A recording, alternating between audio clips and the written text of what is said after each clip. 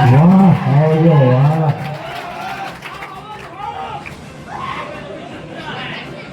મને મોજ આવી ગયો. રાતના ભલે હવા 10 વાગ્યા પણ જે તમારામાં જુસ્સો ને જોમ છે,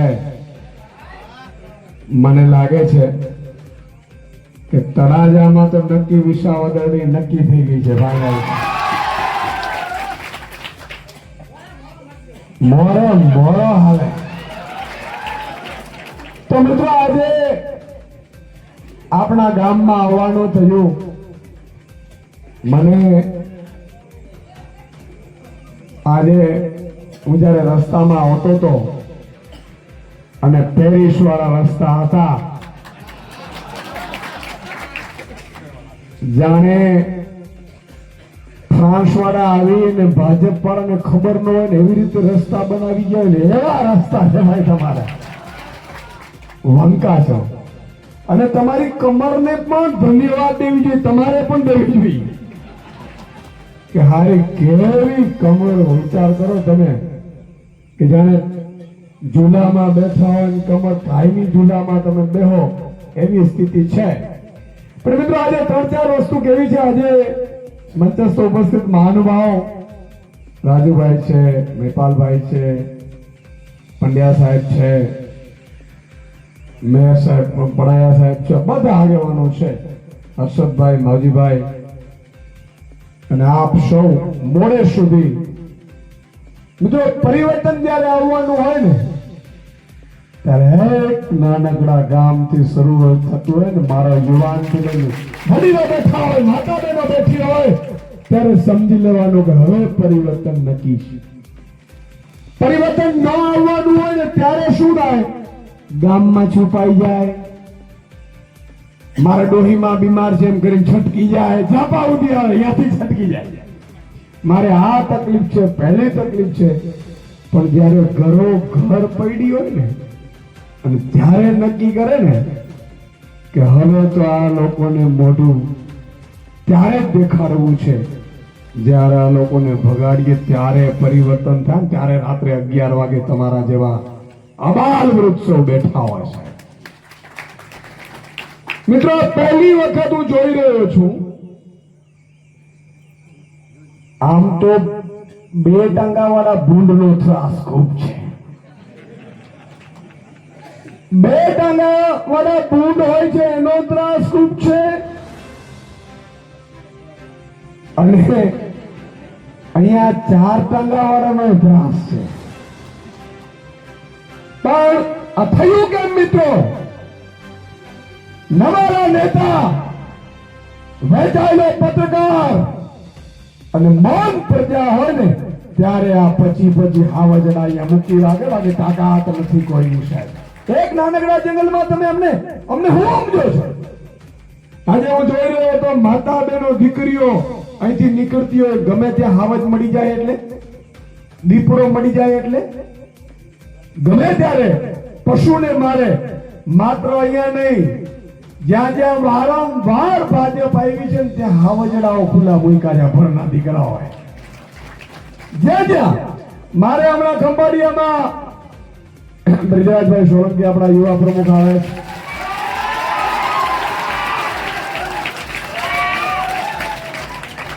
મિત્રો હમણાં અમારા બરડામાં માલધારી સમાજને કાઢવાનો પ્લાન કર્યો કે આ બરડામાંથી નીકળે. માલધારી સમાજને લાકડી લઈને કાઢી ન શકાય કારણ કે મોટી મોટી ડાંગો છે, એટલે આ ભરના દીકરાઓ એવો પ્લાન કર્યો ભાજપ વાળા કે ન્યાય 17 હાવજડા મૂક્યા. બોલો હવે નાનકડા માં તમે 17 સિંહ મૂકો એટલે હવારથી અહીંયા ભેંસો લઈને નીકળે એટલે એક સિંહ 2 ઉપડી ગયો. અહીંયા એવું જ થાય છે, જોરથી બોલો એવું થાય છે ને અહીંયા. મિત્રો આજે 2 વાત નક્કી કરવાની છે. આપણે સિંહથી વાંધો નથી, પણ સિંહને સિંહની જગ્યામાં રાખવું જોઈએ. આપણે સાપ પણ અહીંયાથી નીકળી જાય તો આપણે મારતા નથી, સાપને સાપની જગ્યા ઉપર રાખવું જોઈએ. અને દાખલો આપું તમને મિત્રો, ગાંધીનગર સવારનો સૂરજ ઉગ્યો, 10 વાગે બધા ગાંધીનગરમાં સચિવાલયમાં કચેરીઓમાં ગયા, અધિકારીઓ ગયા, મંત્રીઓ ગયા, મુખ્યમંત્રી ગયો, બધા કચેરીમાં ગયા અને એક આમ કચેરીઓ હલચલ મચી ગઈ. કચેરીમાં બધા કચેરીઓમાંથી બહાર નીકળવા માંડ્યા. આ સત્ય ઘટના કહું છું. બધા કચેરીઓમાંથી બહાર નીકળવા માંડ્યા. મુખ્યમંત્રીએ પૂછ્યું કે શું થયું છે આટલી બધી સચિવાલયમાં હલચલ? તો મિત્રો સચિવાલયમાં આમ તો ગેટ બનાવેલો હતો મોટો, પણ નીચેથી આટલી જગ્યા સળિયા હતા ને એ હતા નહીં, એટલે આટલી જગ્યા હતી નીચેથી. એમાં એક દીપડો સચિવાલયમાં ઘૂસ્યો. હા બોલે તમે, એક દીપડો સચિવાલયમાં ઘૂસ્યો. તમામ અધિકારીઓ, તમામ નેતાઓ, મંત્રીઓ, મુખ્યમંત્રીઓ પોતાના ચેમ્બરમાંથી નીચે ન ઉતરે. દીપડો ગયો અને એવો આદેશ કર્યો મુખ્યમંત્રીએ કે આ દીપડો અંદર કેમ આવ્યો? એટલે કીધું કે સાહેબ આ નીચેથી દરવાજાથી આટલું ખુલ્લું છે સાહેબ. હજી તો 10 વાગ્યા દીપડા એન્ટ્રી મારી હતી સચિવાલયમાં અને દીપડો ચક્કર મારતો હતો. વન ખાતાના અધિકારીઓને બોલાવ્યો, પકડવા વાળાને બોલાવ્યો, ભાંજરા વાળાને બોલાવ્યા, દીપડાને પકડી લીધો ને પછી આટલી જગ્યા ન જાય ને એવો દરવાજો કરી દીધો. બળના દીકરાઓ, તમને દીપડાઓની એક દીપડો જો સચિવાલયમાં ઘસ્યો, મંત્રીથી લઈને મુખ્યમંત્રીઓ નાચ કરતા હોય તો અમારા વચ્ચે દીપડા મૂકો છો, શરમ નથી આવતી તમને? લાયક નથી આ લોકો. આજે સ્થિતિ કેવી થઈ ગઈ છે મિત્રો? આજે આ પ્રશ્નોની હરમાળ છે. મેં એટલા માટે તમને કીધું કે જાહેરમાં કોઈને પ્રશ્ન પૂછવો હોય તો એકાદ બે ને પ્રશ્ન મગજમાં આવ્યા હોય તો એમ કે ભાઈ મૂકો ને, અને એકાદ ને પ્રશ્ન આવે જ નહીં. શું કામ ખબર છે? આપણા લોકોએ મગજ પર ભણના દીકરાઓ બંધ કરી દીધા. જો બંધ કરી દીધા. હું કામ? મને એક બાજે વાળાને હું કહેતો તો, મેં કીધું ભાઈ આ રસ્તા તમે નથી બનાવતા હારાઓ, તમને શરમ નથી આવતી? ચંદ્ર ઉપર આપણે પહોંચી ગયા, મંગળ ઉપર પહોંચી ગયા, ચંદ્ર ઉપર અહીંથી યાન ઉતરે, મંગળ ઉપર ઉતરે, અહીંથી આપણે ઈસરો દ્વારા લાઈવ જોઈ શકીએ. આટલી સુવિધા અને તમને આ રસ્તા નથી દેખાતા? ભાજપને 4 વસ્તુ નથી દેખાતી.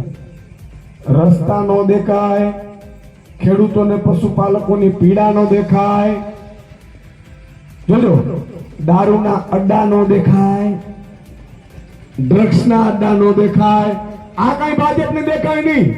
બાજુમાં દારૂ નો અડ્ડો ચાલે ને ભાજપને કઈ દારૂ નો અડ્ડો ક્યાં છે? મારા હારા ગોઠિયાઓ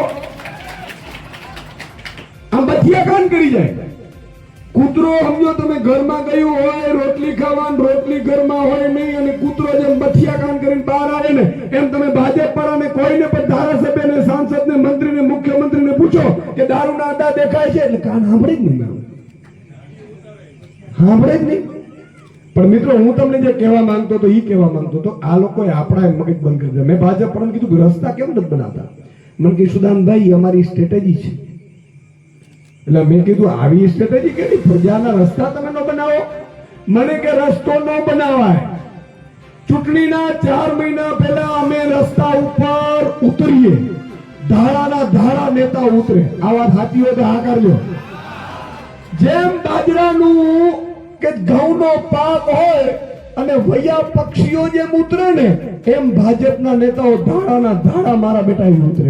ચૂંટણી આવે એટલે કે અમે ચૂંટણી આવે એટલે ઉતરીએ, 4 મહિના પહેલા ઉતરીએ અને પછી અમે કહીએ પ્રજાની વચ્ચે જઈએ ને એટલે પ્રજાને બીજા કામ કર્યા જ ન હોય અને રસ્તામાં ખાડા હોય એટલે આખા ગામોને અમે પૂછીએ શું તકલીફ છે? તો સાહેબ રસ્તો નથી, રસ્તો નથી, રસ્તો નથી. આજે વાત કરું છું. એટલે કે અમે પછી ત્યાં જઈને અધિકારીને બોલાવીએ, અરે ભાઈ એન્જિનિયર અહીંયા રસ્તો નથી, ફોન કરીએ બધાની સામે અને એનો પાછો એક વિડીયો બનાવીએ. આ તમને ખબર નથી પડતી? પ્રજા એટલી ભોગવી રહી છે. 4.5 સુધી પાછું ગુલ્લી મારી ગયો. મારો બેટો 4.5 વર્ષે પાછો આવે અને એમ કે તમને ખબર નથી પડતી? અને પછી અમે એમ કહીએ કે અધિકારીઓને ખખડાવીએ, અધિકારીઓને ખબર હોય બીજે દિવસથી રસ્તાના કામ ચાલુ થઈ જાય અને ચૂંટણીના 6 દિવસ પૂરા થાય ને, પૂરા રહીએ ને